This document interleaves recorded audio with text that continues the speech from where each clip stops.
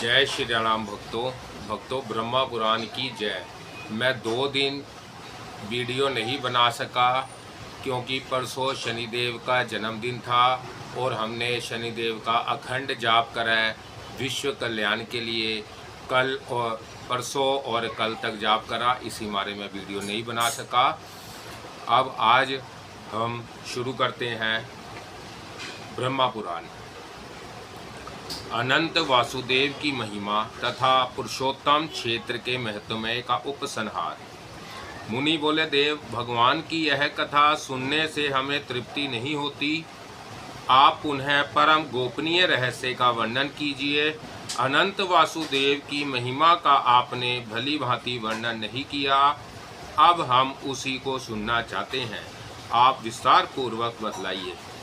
ब्रह्मा जी ने कहा, मुनिवरों, अनंत वासुदेव का महत्वमय सार से भी अत्यंत सारतर वस्तु है, वह इस पृथ्वी पर दुर्लभ है। विप्रगण आदि कल्प की बात है। मैंने देव शिल्पियों में श्रेष्ठ विश्वकर्मा को बुलाकर कहा, तुम पृथ्वी पर भगवान वासुदेव की शिलामयी प्रतिमा बनाओ, जिसका दर्शन करके इंद्र आदि देवता और मनुष्य भक्ति पूर्वक भगवान वासुदेव की आराधना करें और उनकी कृपा से निर्भय होकर रहें। मेरी बात सुनकर विश्वकर्मा ने तत्काल ही एक सुंदर और सुदृढ़ प्रतिमा बनाई, जिसके हाथों में शंख चक्र गदा और पाद शोभा पा रहे थे। भगवान का वह विग्रह सब प्रकार के शुभ लक्षणों से संपन्न और अत्यंत प्रभावशाली था। नेत्र कमल दल के समान विशाल थे। वक्ष स्थल में श्री वत्स का चिन्ह सुशोभित था। हृदय देश वनमाला से आवृत हो रहा था। मस्तक पर मुकुट और भुजाओं में अंगद शोभा पाते थे। कंधे मोटे और जान पड़ते थे। कानों में कुंडल झिलमिला रहे थे। श्याम अंग पर पीतांबर की अपूर्व शोभा थी। इस प्रकार वह प्रतिमा दिव्य थी। स्थापना का समय आने पर स्वयं मैंने ही गूढ़ मंत्रों द्वारा उसे स्थापित किया। उस समय देवराज इंद्र ऐरावत पर सवार हो समस्त देवताओं के साथ मेरे लोक में आए। उन्होंने स्नान दान आदि के द्वारा भगवत प्रतिमा को प्रसन्न किया और उसे लेकर वह अपनी अमरावती पुरी में चले गए। वहां इंद्र भवन में उसे पधरा कर उन्होंने मन, वाणी और शरीर को संयम में रखते हुए दीर्घ काल तक भगवान की आराधना की और उन्हीं के प्रसाद से व्रत एवं नामुची आदि क्रूर राक्षसों तथा भयंकर दानवों का संहार करके तीनों लोकों का राज्य भोगा। द्वितीय युग त्रेता आने पर महापराक्रमी राक्षस राज रावण बड़ा प्रतापी हुआ। उसने 10,000 वर्षों तक निहार और जितेंद्रिया रहकर अत्यंत कठोर व्रत का पालन करते हुए भारी तपस्या की, जो दूसरों के लिए अत्यंत दुष्कर थी। उस तपस्या से संतुष्ट होकर मैंने रावण को वरदान दिया, तुम्हें संपूर्ण देवताओं, दैत्यों, नागों और राक्षसों में से कोई नहीं मार सकेगा। शाप के भयंकर प्रहार से भी तुम्हारी मृत्यु नहीं होगी। तुम यमदूतों से भी अवध्य रहोगे। ऐसा वर पाकर वह राक्षस संपूर्ण यशों और उनके राजा धनाध्यक्ष कुबेर को भी परास्त करके इंद्र को भी जीतने के लिए उद्यत हुआ। उसने देवताओं के साथ बड़ा भयंकर संग्राम किया। उसके पुत्र का नाम मेघनाद था। मेघनाद ने इंद्र को जीत लिया, अतः वह इंद्रजीत के नाम से प्रसिद्ध हुआ। तदंतर बलवान रावण ने अमरावतीपुरी में प्रवेश करके देवराज इंद्र के सुंदर भवन में भगवान वासुदेव की प्रतिमा देखी, जो अत्रंजन के समान श्याम वर्ण और समस्त शुभ लक्षणों से संपन्न थी। पद पत्र के समान विशाल नेत्र, वनमाला से ढके हुए वक्ष स्थल में श्री वत्स का सुंदर चिन्ह, मस्तक पर मुकुट, भुजाओं में भुजबंद, हाथों में षडंग चक्र गदा और पाद, शरीर पर पीतांबर, 4 भुजाएं तथा अंगों में समस्त आभूषण शोभा दे रहे थे। वह प्रतिमा समस्त मनोवांछित फलों को देने वाली थी।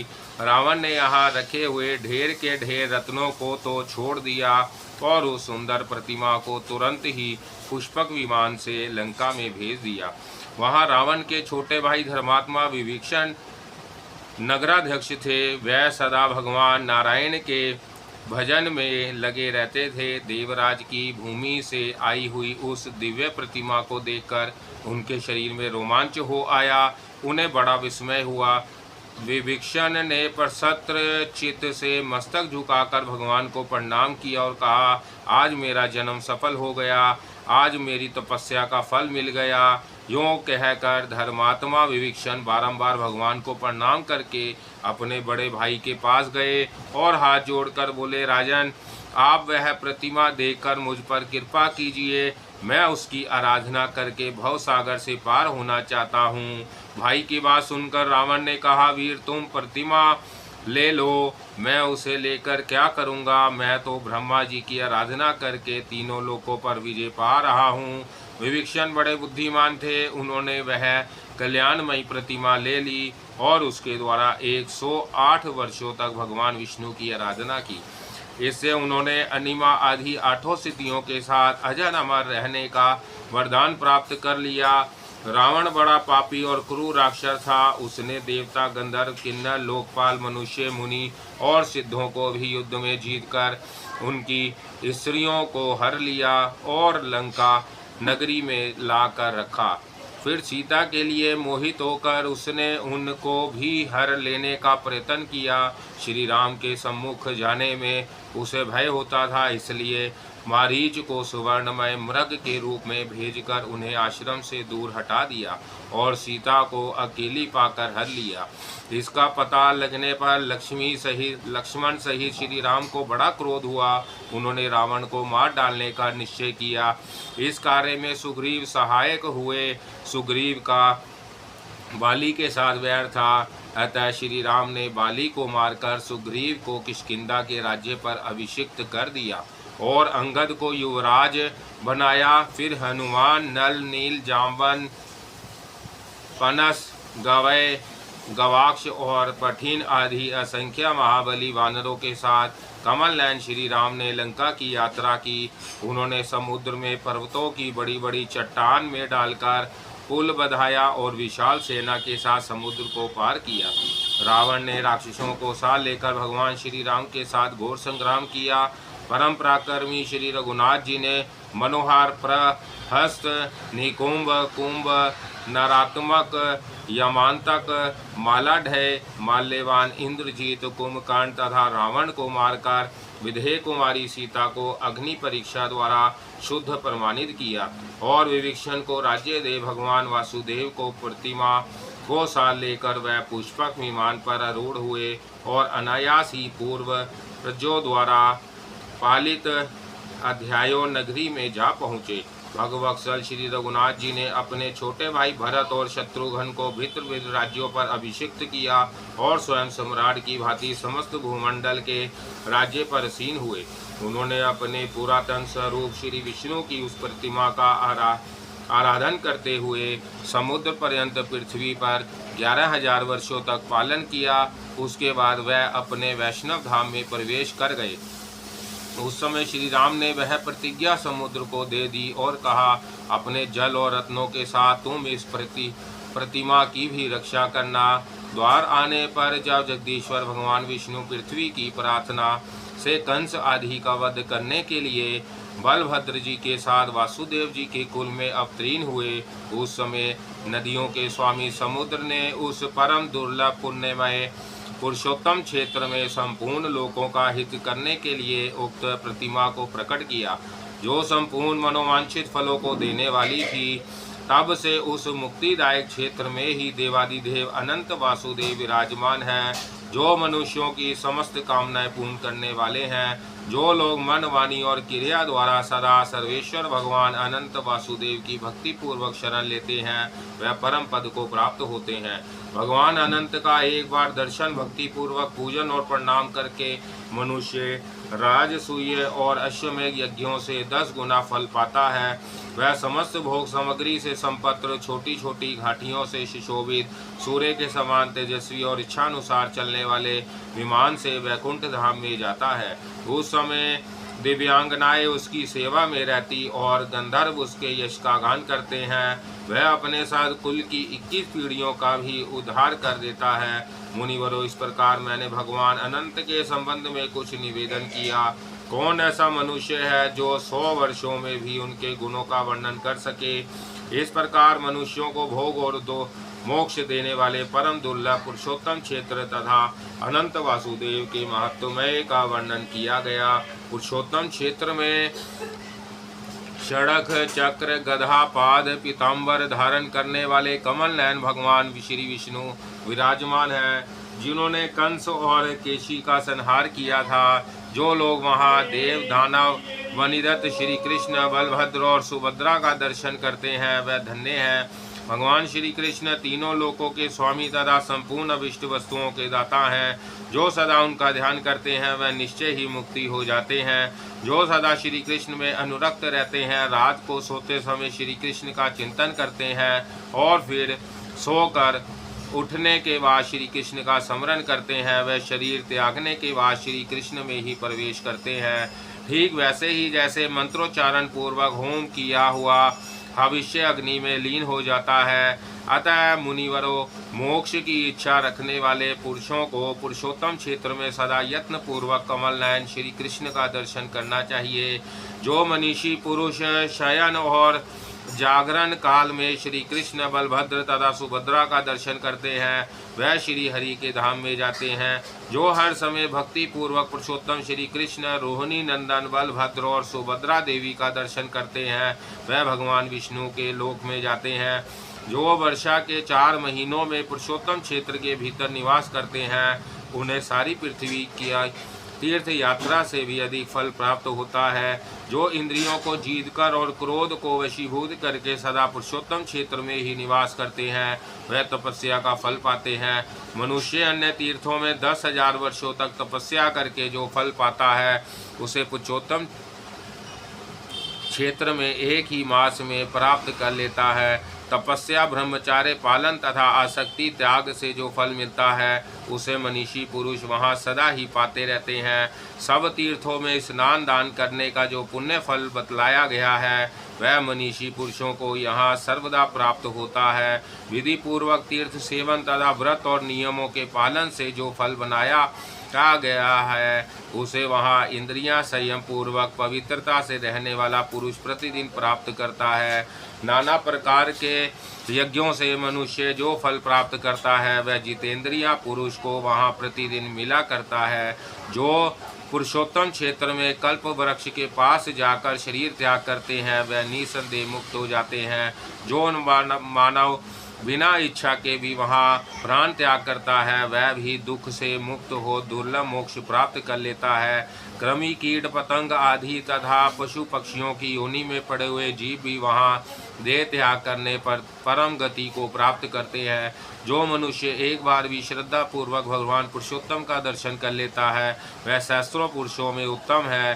भगवान प्राकृतिक से परे और पुरुष से भी उत्तम है, इसलिए वह वेद पुराण तथा इस लोक में पुरुषोत्तम कहलाते हैं। जो पुराण और वेदांत में परमात्मा कहे गए हैं वह ही संपूर्ण जगत का उपकार करने के लिए उस क्षेत्र में पुरुषोत्तम रूप से विराजमान है। पुरुषोत्तम क्षेत्र के भीतर मार्ग में, शमशान भूमि में, घर के मंडप में, सड़कों और गलियों में जहाँ कहीं इच्छा या अनिच्छा से भी शरीर त्याग करने वाला मनुष्य मोक्ष का भागी होता है। पुरुषोत्तम तीर्थ के समान किसी तीर्थ का महत्व में ना हुआ है और ना होगा। मैंने उस क्षेत्र के गुणों का एक अंश मात्र यहाँ बताया है। कौन पुरुष 100 वर्षों में भी उसके समस्त गुणों का वर्णन कर सकता है। मुनिवरों, यदि तुम सनातन मोक्ष पाना चाहते हो तो आलस्य छोड़कर उस पवित्र तीर्थ में निवास करो। व्यास जी कहते हैं, अव्यक्त जन्मा ब्रह्मा जी का यह वचन सुनकर मुनियों ने वहाँ निवास किया और परम पद प्राप्त कर लिया। द्विजवरों, यदि आप लोग भी मोक्ष प्राप्त करना चाहते हो तो परम उत्तम पुरुषोत्तम क्षेत्र में निवास करो। कंडू मुनि का चरित्र और मुनि पर भगवान पुरुषोत्तम की कृपा।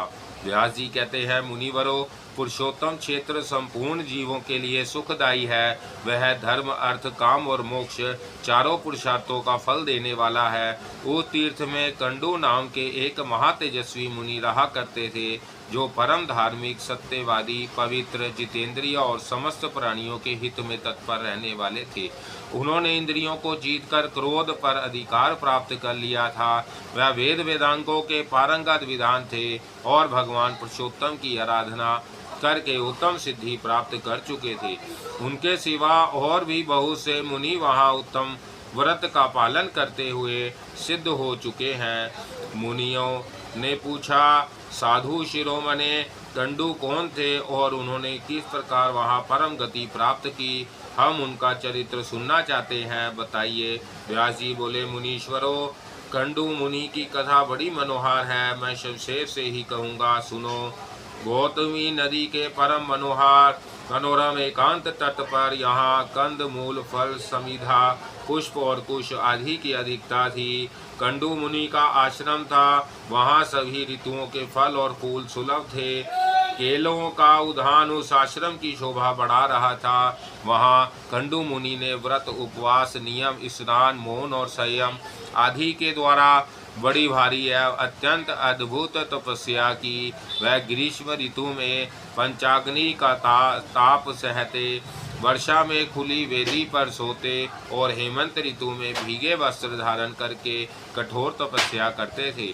मुनि की तपस्या का बढ़ता हुआ प्रभाव देख देवता, गंधर्व, सिद्ध और विद्याधरों की बड़ा विस्मय हुआ।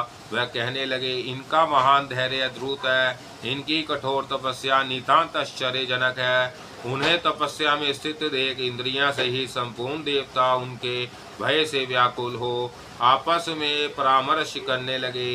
वह उनकी तपस्या में विघ्न डालना चाहते थे। त्रिभुवन के स्वामी इंद्र देवताओं का अभिप्राय जानकर एक सुंदरी अप्सरा से बोले, परमलोचे, तुम शीघ्र कंडू मुनि के आश्रम पर जाओ। मुनि वहाँ तपस्या करते हैं, उनकी तपस्या में विघ्न डालने के लिए ही तुम्हें भेजा जाता है। सुंदरी, तुम शीघ्र ही उनके चित्त में शोभा उत्पन्न कर दो।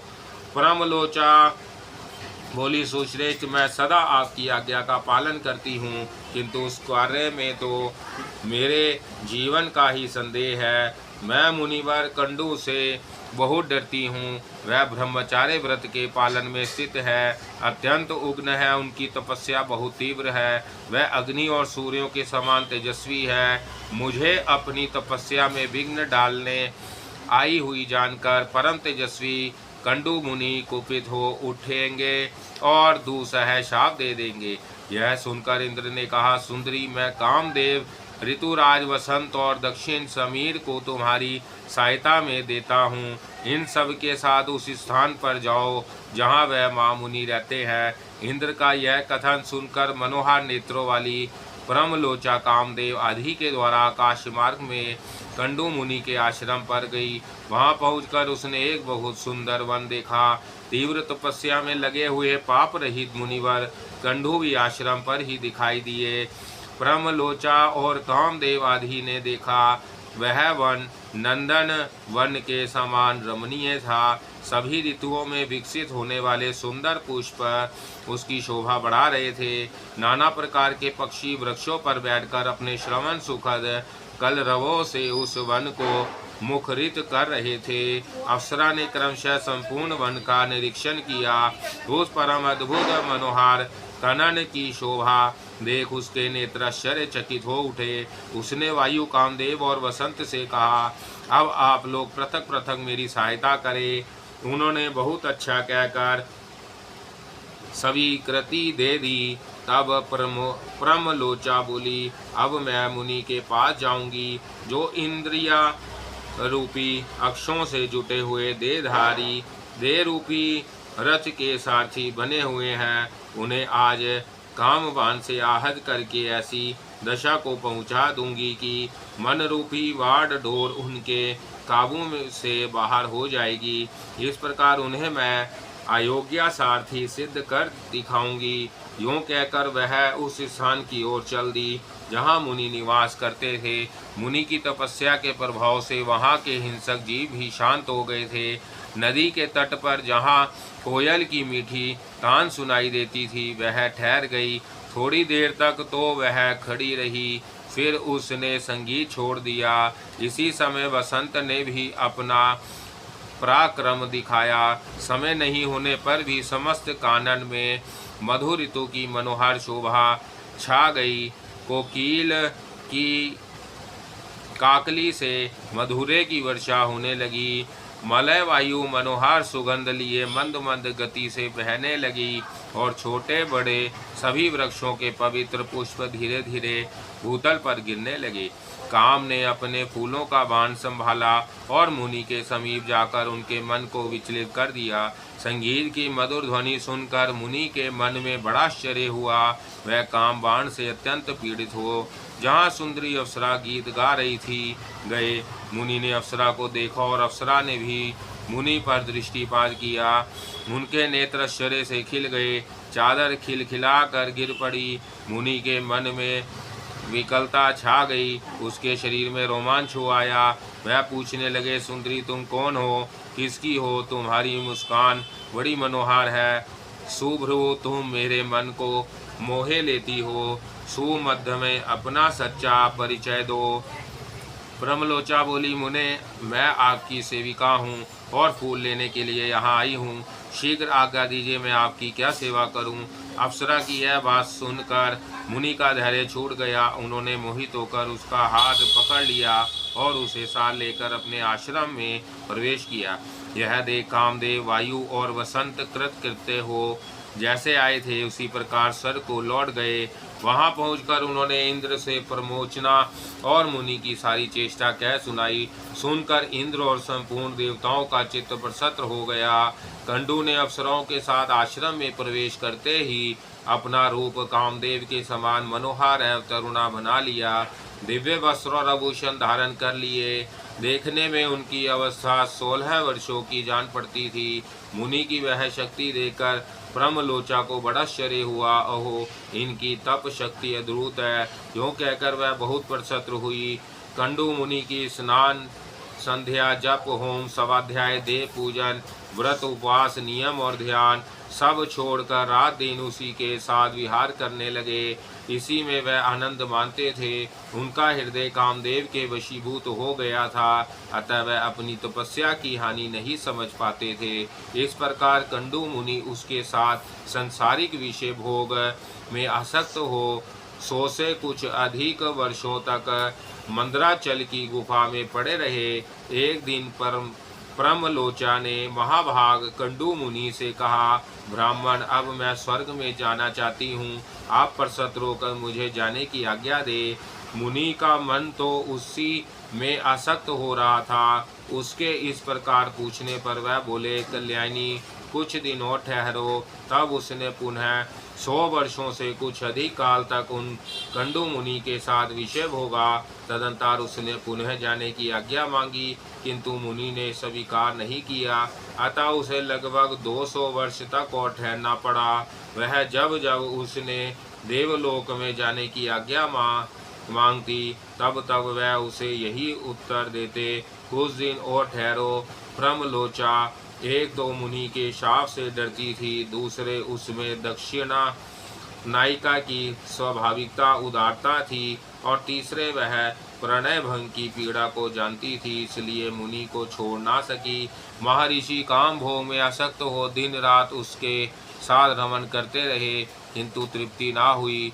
उसके प्रति नित्य नूतन प्रेम बढ़ता गया। एक दिन कंडू मुनि बड़ी उतावली के साथ आश्रम से बाहर जाने लगे। अप्सरा ने पूछा, कहाँ चले? मुनि ने उत्तर दिया, शुभ है, दिन बीता चला है, संध्या पासन कर लूँ, नहीं तो कर्म का लोभ हो जाएगा। ब्रह्मलोचा को बड़ी प्रसन्नता हुई। उसने हंसकर पूछा, सब धर्मों के ज्ञाता महात्मा जी, क्या आज ही आपका दिन बीता है? आपकी यह बात सुनकर किसको आश्चर्य ना होगा। मुनि बोले, कल्याणी अभी प्राय काल ही तुम तो इस नदी के सुंदर तट पर आई हो। उसी समय मैंने तुम्हें देखा, परिचय पूछा और तुम मेरे साथ आश्रम में आई। अब वह दिन बीता है और यह संध्या का समय उपस्थित हुआ है, फिर यह परिहास किस लिए? सच्ची बात बताओ। ब्रह्मलोचा ने कहा, ब्राह्मण यह ठीक है कि मैं प्रातः काल में ही आई थी, इसमें तनिक भी मिथ्या नहीं है, किंतु आज तब से सैकड़ों वर्ष बीत गए। यह सुनकर मुनि को बड़ा भय हुआ। उन्होंने विशाल नेत्रों वाली अप्सरा से पूछा, भीरू बताओ तो सही, तुम्हारे साथ निरंतर रमन करते हुए अब तक मेरा कितना समय बीता है। प्रमलोचा बोली, मुने, मेरे साथ आपने 907 वर्ष 6 महीने और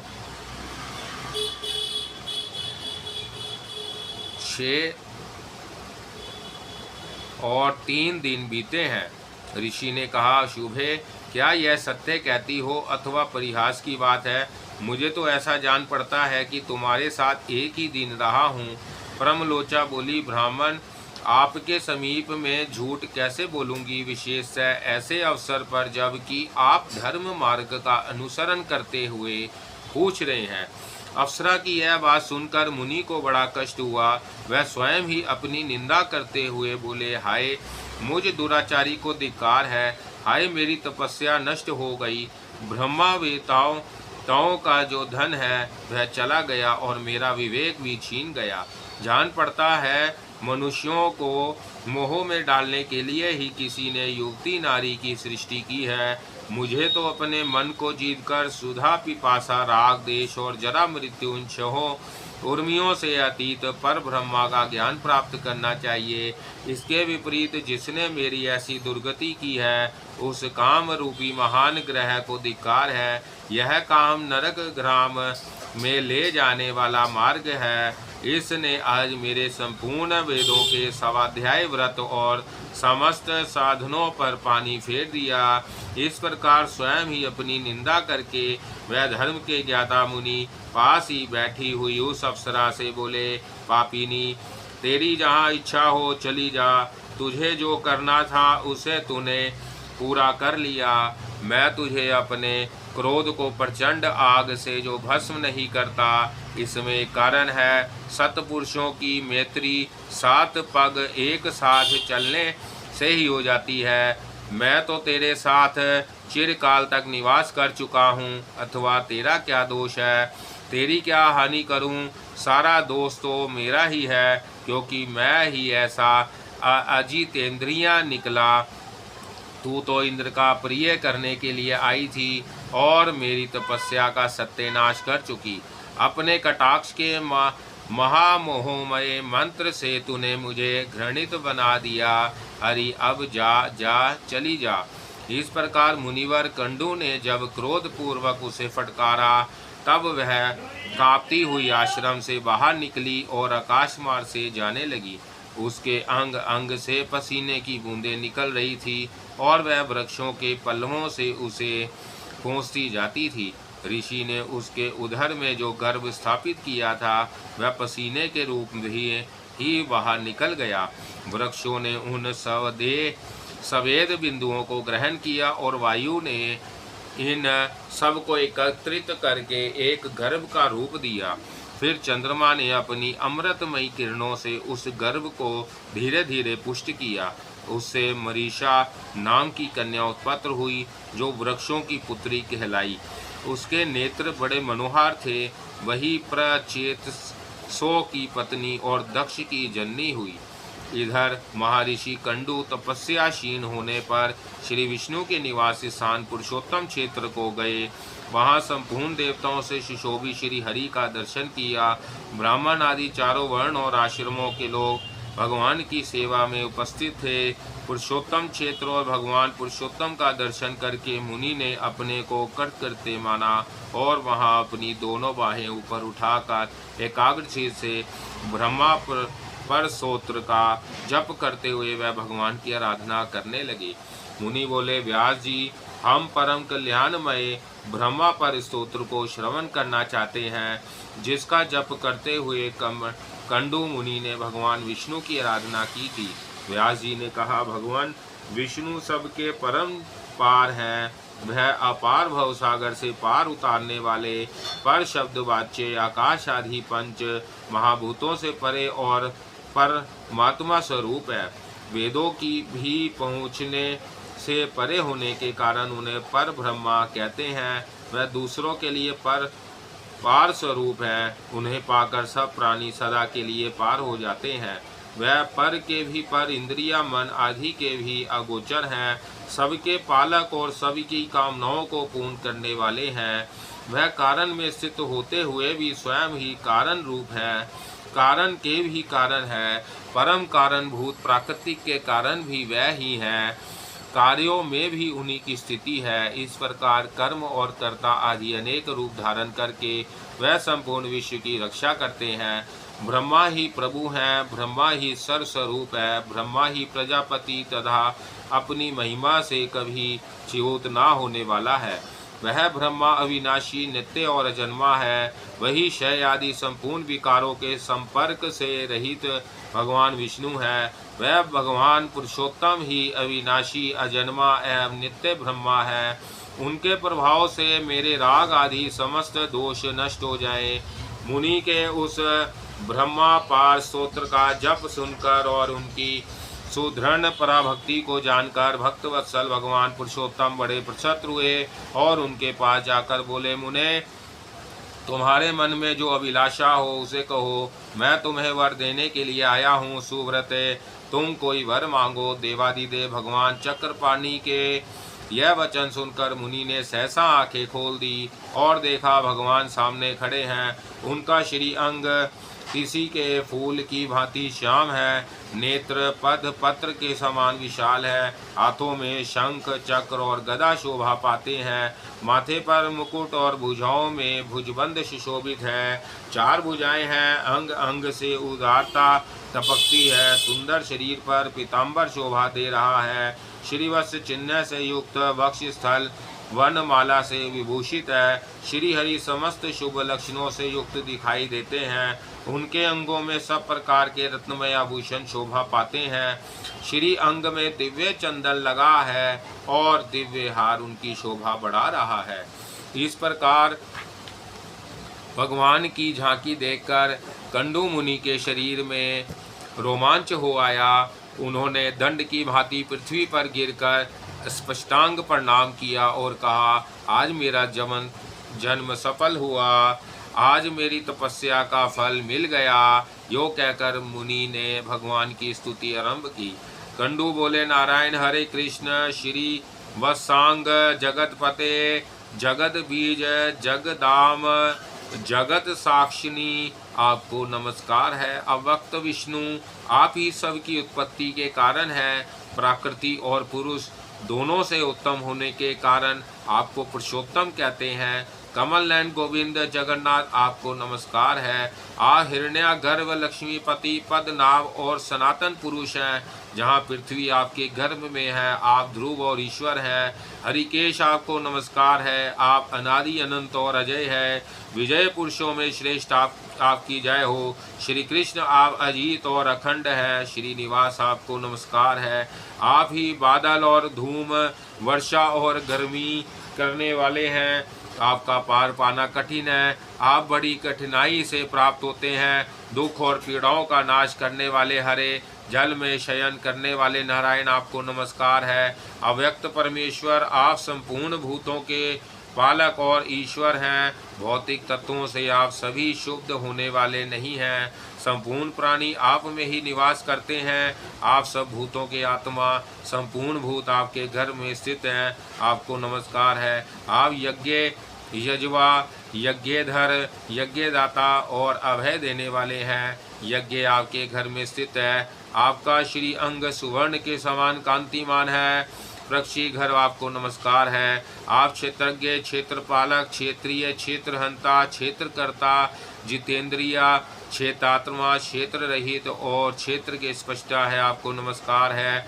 गुणालय, गुणावास, गुणाश्रय, गुणावाहा, गुणाभोक्ता, गुणाराम और गुणात्यागी, ये सब आपके ही नाम है, आपको नमस्कार है। आप ही श्री विष्णु, आप ही श्री हरि और चक्री कहलाते हैं।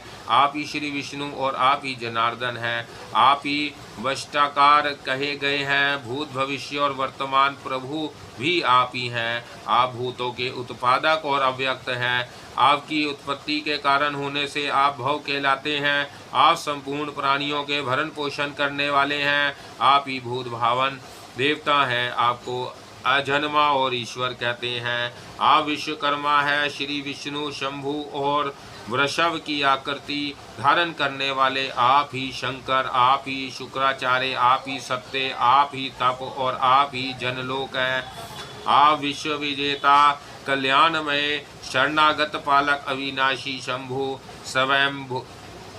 स्वयंभु, ज्येष्ठा और परायण है। आदित्य, ओंकार, प्राण, अंधकार नाशक, सूर्य, मेघ, सर्वज्ञ, विख्यात तथा देवताओं के स्वामी ब्रह्मा भी आप ही हैं। रक, यजु और साम भी आप ही हैं। आप ही सबके आत्मा माने गए हैं। आप ही अग्नि, आप ही वायु, आप ही जल और आप ही पृथ्वी हैं। स्पष्ट और भोक्ता होता, अवश्य, यज्ञ, प्रभु, विभु, श्रेष्ठ, लोकपति और अच्युत भी आप ही हैं। आप सबके दृष्टा और लक्ष्मीवान हैं। आप ही सबका दमन करने वाले और शत्रुओं के नाशक हैं। आप ही दिन और आप ही रात्रि हैं। विधान पुरुष आपको ही वर्ष कहते हैं। आप ही काल हैं। कला, काष्ठा, मुहूर्त, क्षण और लव सब आपके ही स्वरूप हैं। आप ही बालक, आप ही वृद्ध तथा आप ही पुरुष, स्त्री और नपुंसक हैं। आप ही विश्व की उत्पत्ति के स्थान हैं। आप ही सबके नेत्र हैं। आप ही स्थाणु और आप ही चक्षुश्रवा है। आप सनातन पुरुष हैं। आपको कोई जीत नहीं सकता। आप इंद्र के छोटे भाई, उपेंद्र और सबसे उत्तम आप हैं। आप संपूर्ण विश्व को सुख देने वाले, वेदों के अंग भी आप ही हैं। आप अविनाशी, वेदों के भी वेद, ज्ञाय तत्व, धाता, विधाता और समाहित रखने वाले हैं। आप जल राशि समुद्र हैं। आप ही उसके मूल हैं। आप ही धाता और आप ही वसु हैं। आप वेद, आप धृतात्मा और आप इंद्रियातीत हैं। आप सबके आगे चलने वाले और गांव के नेता हैं। आप ही गरुड़ और आप ही अधिमान हैं। आप ही संग्राम, लघु और आप ही परम महान हैं। आपने मन को वश में रखने वाले और आप अपनी महिमा से कभी च्युत ना होने वाले भी आप ही हैं। आप यम और नियम हैं। आप प्रांशु और चतुर्भुज हैं। अंतरात्मा और परमात्मा भी आप ही कहलाते हैं। आप गुरु और गुरुतम हैं। वाम और दक्षिण हैं। आप ही पीपल एवं अन्य वृक्ष हैं। अव्यक्त जगत है और प्रजापति भी आप ही हैं। आपकी नाभि से सुवर्ण में कमल प्रकट हुआ है। आप दिव्य शक्ति से संपन्न है। आप ही चंद्रमा और आप ही प्रजापति हैं। आपके स्वरूप का वर्णन नहीं किया जा सकता। आप ही यम और आप ही दैत्यों के नाशक श्री विष्णु हैं। आप ही संकर्षण देव हैं। आप ही कर्ता और आप ही सनातन पुरुष हैं। आप तीनों गुणों से रहित हैं। आप ज्येष्ठ, वशिष्ठ और सहिंसु हैं। लक्ष्मी के पति, आपके सहस्त्रों मस्तक हैं। आप अव्यक्त देवता, आपके सहस्त्रों नेत्रों और सहस्त्रों चरण हैं। आप विराट और देवताओं के स्वामी हैं। देव तथापि आप इस अंगुल के होकर रहते हैं। जो भूत है वह आपका ही स्वरूप बताया गया है। आप ही अंतर्यामी पुरुष, इंद्र और उत्तम देवता हैं। जो भविष्य है वह आप ही हैं। आप ही ईशान, आप ही अमृत और आप ही मृत्य हैं। यह संपूर्ण संसार आप से ही अंकुरित होता है। अतः आप परम महान और आपसे सबसे उत्तम हैं। देव, आप सबसे ज्येष्ठ और पुरुष हैं और आप ही 10 प्राण वायुओं के रूप में स्थित हैं। आप विश्व रूप होकर 4 भागों में स्थित हैं। अमृत स्वरूप होकर 9 भागों के साथ धूलोक में रहते हैं और 9 भागों सहित सनातन पेरुषे रूप धारण करके अंतरिक्ष में निवास करते हैं। आपके 2 भाग पृथ्वी में स्थित हैं और 4 भाग भी यहाँ है। आपसे यज्ञों की उत्पत्ति होती है जो जगता में सृष्टि करने वाले हैं। आपसे ही विराट की उत्पत्ति हुई जो संपूर्ण जगता के हृदय में अंतर्यामी पुरुष रूप से विराजमान है। वह विराट पुरुष अपने तेज, यश और ऐश्वर्य के कारण संपूर्ण भूतों से विशिष्ट है। आपसे ही देवताओं का आधारभूत अविनीय ये धृत उत्पन्न हुआ। ग्राम्य और जंगली औषधियाँ तथा पशु एवं मृग आदि भी आपसे ही प्रकट हुए हैं। देव, आप ध्येय और ध्याय से परे हैं। आपने ही औषधियों की उत्पन्न किया है। आप ही 7 मुखों वाले देप्यमान विग्रह से युक्त काल है। यह सावर और जगम तथा चर और अचर संपूर्ण जगत है आप से ही प्रकट हुआ है और आप में ही स्थित है। आप अनिरुद्ध वासुदेव प्रधुमन तथा दैत्य नाशक संकर्षण है। देव आप संपूर्ण देवताओं में श्रेष्ठ और समन विश्व के परम आश्रय हैं। कमल नयन मेरी रक्षा कीजिए। नारायण आपको नमस्कार है। भगवान विष्णु आपको नमस्कार है। पुरुषोत्तम आपको नमस्कार है। सर्वलोकेश्वर आपको नमस्कार है। कमलालय आपको नमस्कार है। गुणालय आपको नमस्कार है। गुणाकार आपको नमस्कार है। वासुदेव आपको नमस्कार है। सुरोत्तम आपको नमस्कार है। जनार्दन आपको नमस्कार है। सनातन आपको नमस्कार है। योगी गामे परमेश्वर आपको नमस्कार है। योग के अक्षर स्थान आपको नमस्कार है। गोपते श्रीपते मरुदपते श्री विष्णु आपको नमस्कार है। जगतपते आप जगत को उत्पन्न करने वाले और ज्ञानियों के स्वामी हैं आपको नमस्कार है। दिवस पते आपको नमस्कार है। महीपते आपको नमस्कार है। पुंडरीकाक्ष आप मधु दैत्य का वध करने वाले हैं आपको नमस्कार है। कैटव को मारने वाले नारायण आपको नमस्कार है। ब्रह्मण्य आपको नमस्कार है। पीठ पर वेदों को धारण करने वाले महामत स्वरूप अच्युत आपको नमस्कार है। आप समुद्र के जल को मथ डालने वाले और लक्ष्मी को आनंद देने वाले आपको नमस्कार है। विशाल नसिका वाले अश्वमुख भगवान है गरीब महापुरुष विग्रह आप मधु और केटव का नाश करने वाले आपको नमस्कार है। प्रभु आप पृथ्वी को ऊपर उठाने के लिए विशाल कच्छप का शरीर धारण करने वाले हैं। आपने अपनी पीठ पर मंदराचल को धारण किया था। महाक्रूम स्वरूप आप भगवान को नमस्कार है। पृथ्वी का उद्धार करने वाले महावराह को नमस्कार है। भगवान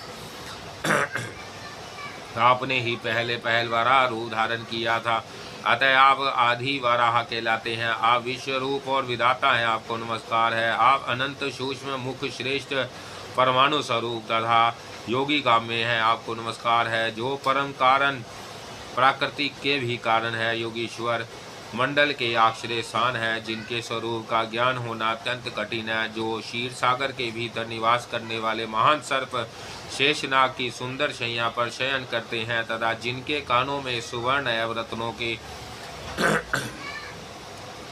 बने हुए दिव्य कुंडल झिलमिलाते रहते हैं, उन आप भगवान विष्णु को नमस्कार है। कंडु मुनि के इस प्रकार स्तुति करने पर भगवान विष्णु ने प्रसन्न होकर कहा, मुनि श्रेष्ठ तुम मुझसे जो कुछ पाना चाहते हो उसे शीघ्र कहो। कंडु बोले, जगन्नाथ यह संसार अत्यंत दुस्तर और रोमांचकारी है, इसमें दुखों की भी अधिकता है। यह अनित्य और केले के पत्ते की भांति सारहीन है, इसमें ना कहीं आश्रय है ना अवलंबन। यह जल के बुलबुलों के भांति चंचल है, इसमें सब प्रकार के उपद्रव भरे हुए हैं। यह दुस्तर होने के साथ ही अत्यंत भयानक है। मैं आपकी माया से मोहित होकर चिरकाल से इस संसार में भटक रहा हूँ, किंतु कहीं भी शांति नहीं पाता। मेरा मन विषयों में आसक्त है। देवेश, इस संसार के भय से पीड़ित होकर आज मैं आपकी शरण में आया हूँ। श्री कृष्ण, आप इस भवसागर से मेरा उद्धार कीजिए। सुरेश्वर, मैं आपकी कृपा से आपके ही सनातन परम पद को प्राप्त करना चाहता हूँ, जहाँ जाने से फिर इस संसार में नहीं जाना पड़ता। श्री भगवान बोले, मुनि श्रेष्ठ तुम मेरे भक्त हो, सदा मेरी ही आराधना करते रहो, तुम्हें मेरे प्रसाद से अभिष्ट मोक्ष पद की प्राप्ति होगी। विप्रवर, मेरे भय क्षत्रिय वैश्या स्त्री शूद्र तथा अन्य भी परम सिद्धि को प्राप्त होते हैं। फिर तुम जैसे तपोनिष्ठा ब्रह्मा को की तो बात ही क्या है। चंडाल भी यदि उत्तम श्रद्धा से युक्त मेरा भक्त हो तो उसे अविष्ट सिद्धि प्राप्त होती है, फिर औरों की तो चर्चा ही क्या है। व्यास जी कहते हैं, यो कहकर भक्त वत्सल भगवान विष्णु वही अंतर्धान हो गए।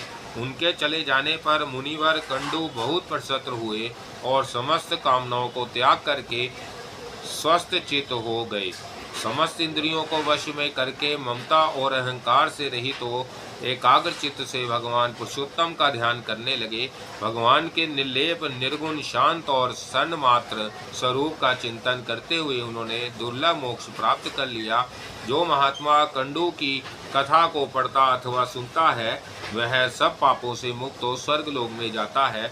मुनिवरों, इस प्रकार मैंने इस कर्म भूमि तथा मोक्षदायक पुरुषोत्तम क्षेत्र का वर्णन किया, जहाँ साक्षात भगवान पुरुषोत्तम निवास करते हैं। जो मनुष्य संसार जनित दुखों का नाश और मोक्ष प्रदान करने वाले वरदायक भगवान श्री पुरुषोत्तम का भक्ति पूर्वक दर्शन, सत्वन और ध्यान करते हैं, वह समस्त दोषों से मुक्त हो भगवान के अविनाशी धाम में जाते हैं।